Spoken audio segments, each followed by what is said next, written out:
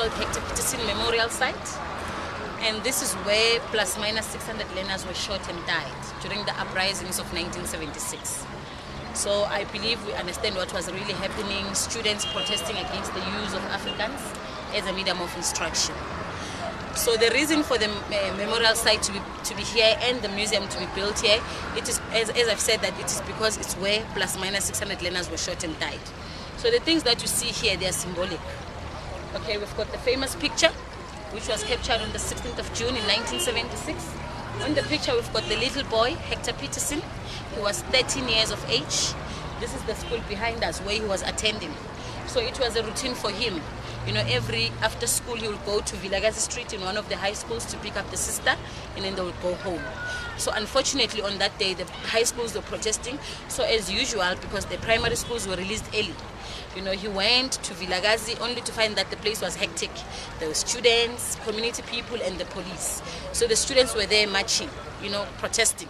And then he was crossing from one side to the other, and then he got a stray bullet.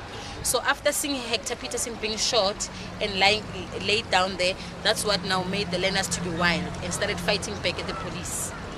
Okay, so it was referred to as the 3 days that shook the world. It was 16, 17, and 18 of June. Okay, and then one would say it was power in Soweto, because Soweto was just white because of the tear gas that was thrown to the police, you know, that was made by the learners. And then on the picture again, we've got the guy who's carrying Hector Pieterson. His name is Mbuyisa Makubu. He was last seen after carrying the body of Hector Pieterson. No one knows what happened to him till today. Yes, he went to exile, he went to Botswana, but he was last seen in Nigeria. So till today, no one knows what happened to Mbuyisa. And the lady who's running next to them, that is Hector's sister. Her name is Antoinette Sitole. She is now working inside the museum. Okay, she's an older woman now, but she still looks the same. You know, if you can see her, you can tell that that's her. That's the lady on the picture. And then we've got the walls, which are also referred to as the voids. In between them, there are spaces.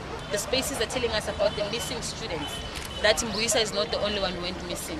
We have a lot of young people that went to exile and never came back. So the spaces are telling us about that.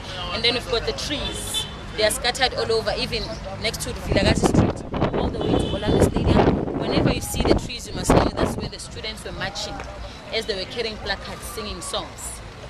Okay, and then we've got water flowing, which is a symbol of blood, and tears. The stripes, they symbolize the tears that was shed here during the uprisings. And the stones is the symbol of the stones that the learners were using to throw at the police at that time. The big rock is the symbol of the strength of young people of 1976. And then we've got a grass line that starts at the entrance of the museum. It's called the firing line. It's where the police used to position themselves as they were shooting at the students. Because the students were coming from the corner. We're still going to go to the corner Vilakazi and Muyama Street, where Hector Pieterson was shot. Okay, they would meet there. It used to be their rendezvous. They would meet there and then start marching all the way to Orlando Stadium. So which is why now we later had a big number of learners that were shot and died here. Okay. And then the memorial stone, this is to remember Hector Pieterson and all the young people who were fighting for better education in the country. No one was buried here. As you can see, it was unveiled by Mr. Mandela when he was still the president of the ANC Youth League. That was before he became the president of the country.